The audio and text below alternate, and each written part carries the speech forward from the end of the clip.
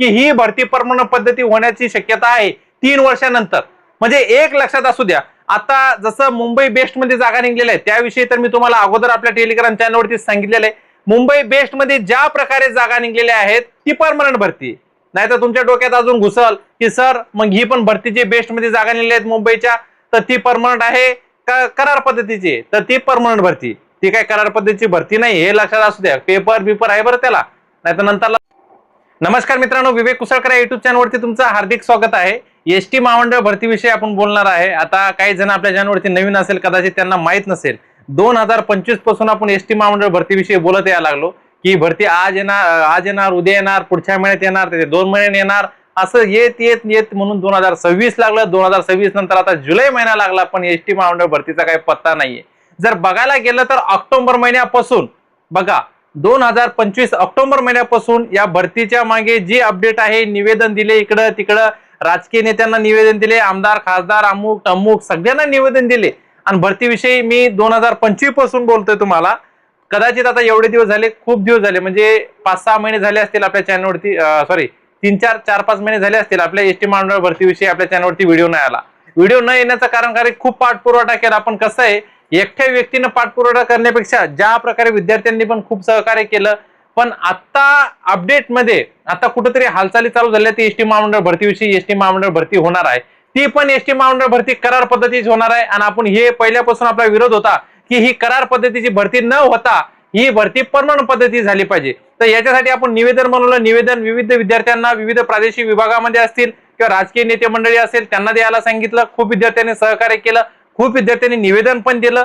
या सगळ्या गोष्टी झाल्या तर आपल्याला आशा होती की डिसेंबर महिन्यात भरती निघेल, आशा होती की फेब्रुवारी मध्ये निघेल, मार्च मध्ये निघेल, एप्रिल मध्ये निघेल, जून मध्ये निघेल, अशी आशा होती. पण आता जुलै येऊन ठेपलेला आहे आणि वाटलंय आता कुठंतरी किंवा जुलै महिन्यात तरी या भरतीविषयी काहीतरी अपडेट होईल किंवा भरती एसटी महामंडळाची निघणार आहे आणि 17,000 प्लस जागा भरल्या जाणार आहे. पण आता पण लक्षात असू द्या, आता पण सरकारने काय मनावर घेतलं का नाही ते देवालाच माहिती आहे. कारण की सरकारच्या मनात कधी काय कोणत्या गोष्टी येतील काय सांगता येत नाही. कारण की 8,000 बसेसची खरेदी झाली, सगळ्या गोष्टी झाल्या, सगळे ही नाही सगळ्या बसेस वगैरे सगळ्या गोष्टी झाल्या. सरकारनं सांगितलं, न्यूज मध्ये पण सांगितलं की नाही एसटी महामंडळाची मी भरती करणार आहे विविध सोयी सुविधासाठी. कारण की लोकसंख्या वाढल्या कारणाने एसटी महामंडळामध्ये ज्या प्रकारे आम्ही नवीन बसेस घेतलेल्या आहेत त्या नवीन बसेसच्या विषयी आता खूप मोठी मेगा भरती होणार आहे.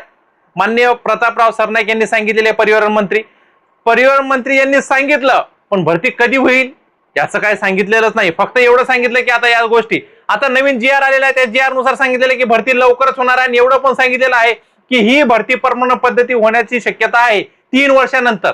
म्हणजे एक लक्षात असू द्या, आता जसं मुंबई बेस्ट मध्ये जागा निघलेल्या आहेत त्याविषयी तर मी तुम्हाला अगोदर आपल्या टेलिग्राम चॅनलवरती सांगितलेलं आहे.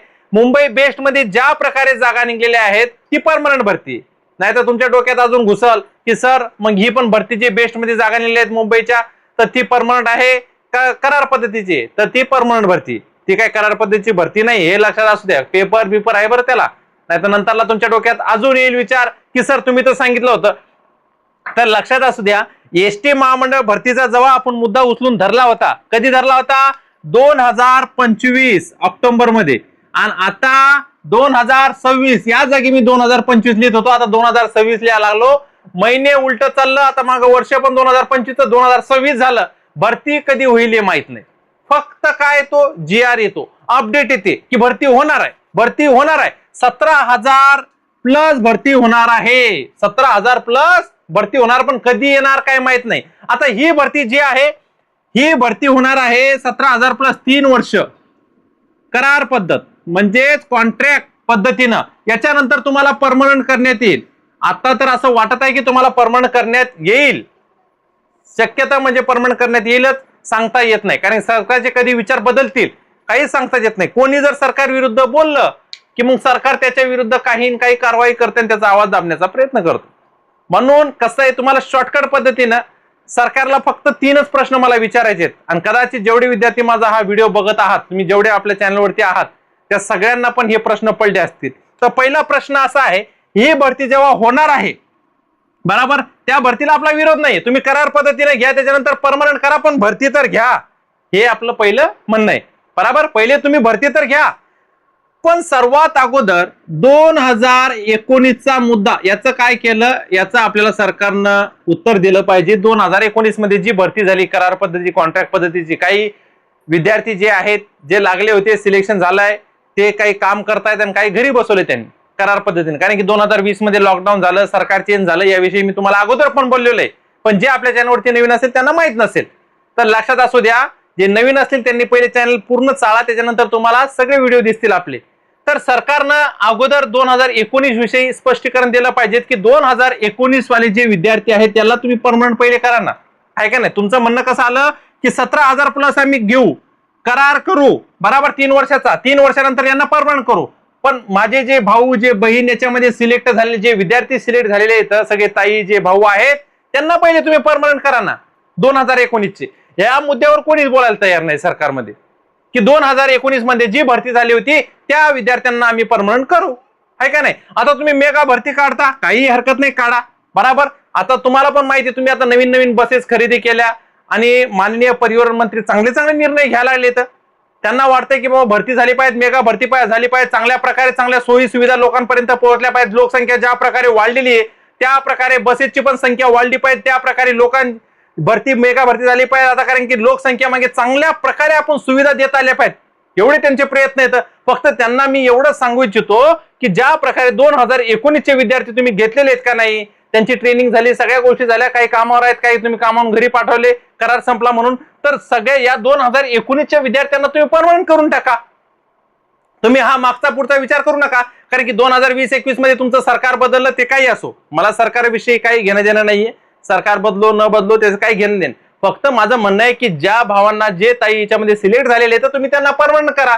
आणि ही जे भरती आहे तुम्ही 17,000 प्लस ची काढताय, काढा, चांगली गोष्ट आहे. पण या विद्यार्थ्यांचा पण तुम्ही विचार करा ना, जे अगोदरचे येतं. म्हणजे आपण अगोदरचं जे वाढलेलं आहे जेवण्यासाठी आपल्याला बरोबर, ते आपण ताट साईडला ठेवायचं, आहे का नाही. आणि नवीन म्हणायचं की नवीन ताट तुला मी वाढतो.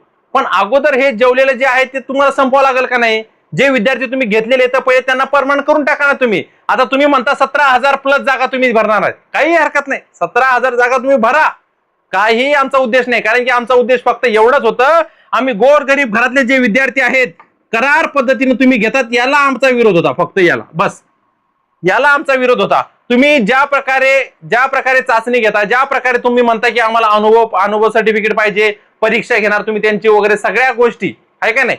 या गोष्टी मी अगोदर पण सांगितल्या, पण आता पण तुम्हाला सांगतोय, या अगोदर तुम्ही ज्या प्रकारे बोलताय की नाही करार वगैरे हे ते, या करारलाच आपला विरोध होता. कॉन्ट्रॅक्ट पद्धतीची कोणतीच भरती नको महाराष्ट्रामध्ये, ऐकलात का. कॉन्ट्रॅक्ट पद्धतीची कोणतीच भरती नको. कारण कॉन्ट्रॅक्ट पद्धतीने काय होतं मित्रांनो माहिती आहे का, जर तुमच्याकडून एखादी चुकी झाली की डायरेक्ट तुम्हाला भरती म्हणजे काढून टाकलं जातं.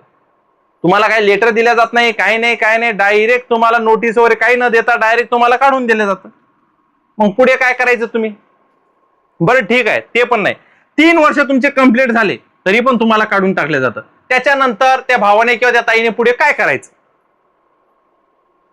त्या प्रकारे म्हणजे जर बघायला गेलं तर या कॉन्ट्रॅक्ट पद्धतीच्या भरतीमध्ये आता होऊ द्या बाबा ही भरती, नाही तर अजून काय विद्यार्थ्यांचे मेसेज येतात. कारण की विद्यार्थी काय म्हणतील, सर भरती तर होऊ द्या पहिले, त्याच्यानंतर ही करार पद्धतीची भरती परमनंट होणार आहे.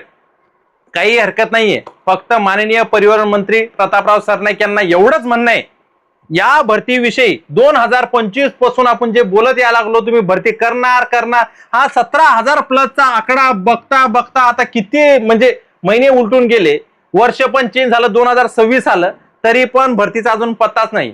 बसेस खरेदी करता, नवीन सगळ्या गोष्टी होतात, पण भरती कधी होईल हे कोणालाच माहित नाही.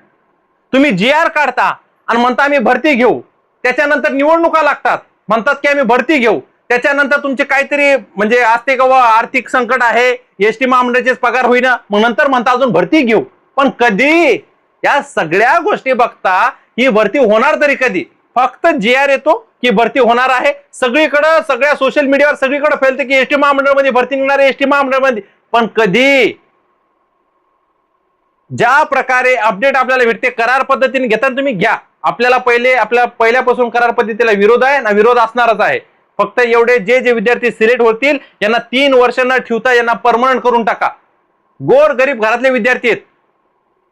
ज्या प्रकारे तुम्ही भरती घेताना, ज्या प्रकारे तुम्ही चाचणी घेता, ज्या प्रकारे तुम्ही सगळं कौशल्य त्यांचं बघता ज्या प्रकारे तुम्हाला अनुभव, एक्सपिरियन्स सर्टिफिकेट, एक्झाम वगैरे तुम्ही घेता ते परमनंट पद्धतीनेच घेताय ना तुम्ही. मग त्यांना तुम्ही परमनंट का करत नाही? तुम्ही करार पद्धतीने का ठेवता? आता जर तुम्ही म्हणता की 3 वर्षानंतर आम्ही परमनंट करू, असा तुमच्या मनात विचार येतो. कधी यांचे विचार बदलतील काय सांगता येत नाही, पण असं वाटतंय की हे करू शकतात परमनंट. पण यांनी 2019च्या विद्यार्थ्याचं काय केलं हे तर विचार करा. 2019च्या विद्यार्थ्यांविषयी सरकारला काही घेणं नाही देणं नाही. ते विद्यार्थी आपले काम करतायत, पण त्यांच्या मनात कुठेतरी आशा जागृत झालेली आहे की बाबा आपण परमनंट होऊ. आणि सगळ्या ताईंना सगळ्या भावांना सांगतो, तुम्ही आज नाही तर उद्या परमनंट होणार, पण याच्यासाठी पण आपल्याला आवाज उठवावा लागेल का नाही. म्हणून सगळ्या ताईंना सगळ्या भावांना सांगतोय, 2025 पासून जसं आपण एसटी महामंडळ भरतीविषयी बोलत आलेलो आहे, तसं आता ही भरती होईपर्यंत मी याच्याविषयी आवाज उठवणारच आहे. म्हणून तुमच्या सगळ्यांचा सपोर्ट असणं फार गरजेचं आहे. कारण की आपण ज्या प्रकारे निवेदन मागच्या 2025 मध्ये तयार केलं, आता त्याच प्रकारे निवेदन तयार करू का, की ही भरती होण्यासाठी. नाही तर आता GR आलाय, भरती होणार होणार, हा असंच चालतंय. ते GR आला, भरती होणार. मग कधी? जानेवारी गेलं, फेब्रुवारी गेलं, मार्च गेलं, एप्रिल गेलं, तरी भरतीचा पत्ता नाही. ऑक्टोबर पासून चालूच आहे. तुम्ही जर एकदा आपल्या चॅनलवरती व्हिडिओ चालले, तुम्हाला सगळ्या गोष्टी कळतील. सप्टेंबर, ऑक्टोबर, नोव्हेंबर, डिसेंबर पासून चालूच आहे. भरती होणार आहे, 17,000 प्लस भरती होणार आहे, पण कधी होणार आहे? तर आता अपडेट अशी आहे की या 15 दिवसात किंवा एका महिन्यात म्हणतात की भरती होणार आहे, जागा निघणार आहे, सगळ्या गोष्टी होणार आहेत. तर याच्याहून भारी आपलं जो विश्लेषण आहे ते पण प्रूफ सहित विश्लेषण आहे, ते तुम्हाला पार्ट 2 मध्ये बघायला भेटल. जर ज्या विद्यार्थ्यांना वाटतंय की याच्यावर अजून विश्लेषणासकट जे पहिले 2025 मध्ये आपण मुद्दे मांडले होते, ते जर तुम्हाला वाटत असतील की अजून काही जण नवीन असतील ज्यांना माहित नसेल, तर अजून मी पार्ट 2 चा व्हिडिओ तुम्हाला दिसेल. हा व्हिडिओ जास्त मोठा होत असेल कारण की खूप जास्त बोललेलो आहे मी. अजून खूप बोलण्यासारखं खूप काही आहे. आपल्या जो जे निवेदन आहे, ज्या गोष्टी आहेत, त्या सगळ्या गोष्टी मी तुम्हाला सांगतो मित्रांनो. फक्त ही भरती झाली पाहिजे आणि ती पण परमनंट पद्धतीने झाली पाहिजे. आणि जेवढ्या या जागा आहेत लवकरात लवकर भरल्या गेल्या पाहिजेत. करार पद्धती घ्या, पण काढा ही भरती लवकरात लवकर. जास्त वेळ लावू नका. कारण की ज्याप्रमाणे विद्यार्थ्यांचं वय वाढत चाललेलं आहे, त्याप्रमाणे त्यांना संधी पण भेटली पाहिजे. आणि आता असं करू नये सरकारनं की बाबा वय वाढलेले म्हणजे तुम्ही अर्ज करू शकत नाही. सरकारनं 2025 मध्ये ज्या प्रकारे सांगितलं होतं परिवहन मंत्री प्रतापराव सरनाईक यांनी, त्याप्रमाणे सगळ्यांना वय वाढ पण दिलीच पाहिजे. बरोबर, जसा आपण मुद्दा उचलून धरलेला आहे पोलीस भरतीला वय वाढ भेटली पाहिजे, तसंच एसटी महामंडळ भरतीमध्ये पण वय वाढ सगळ्यांना भेटली पाहिजे. म्हणजे सगळ्यांना अर्ज करता येईल. नाहीतर जसे जसे दिवस उलटत चालले तर तसे तसे मुलांचे वय वाढतात, मग तो मुलगा अर्ज करू शकत नाही. म्हणून अशा कोणत्याही प्रॉब्लेमला पुढे न जाता सगळ्या विद्यार्थ्याला म्हणजे वय वाढ सरकारने दिली पाहिजे आणि चांगल्या प्रकारे लवकरात लवकर भरती केलीच पाहिजे. फक्त एवढंच म्हणणं आहे. आणि याच्याविषयी दुसरा व्हिडिओ आपल्या चॅनलवरती उद्या नाही तर परवा लवकरच येईल. जर तुमचे काही प्रश्न असतील या भरतीविषयी, नक्की तुम्ही कमेंट करू शकता. आणि सगळ्या ताईंना सगळ्या भावांना सांगतोय, सगळ्यांनी व्हिडिओला लाईक करा, चॅनलला सबस्क्राईब करा, चॅनलची लिंक जास्तीत जास्त तुमच्या मित्र मैत्रिणींपर्यंत नक्कीच शेअर करा. थँक्यू.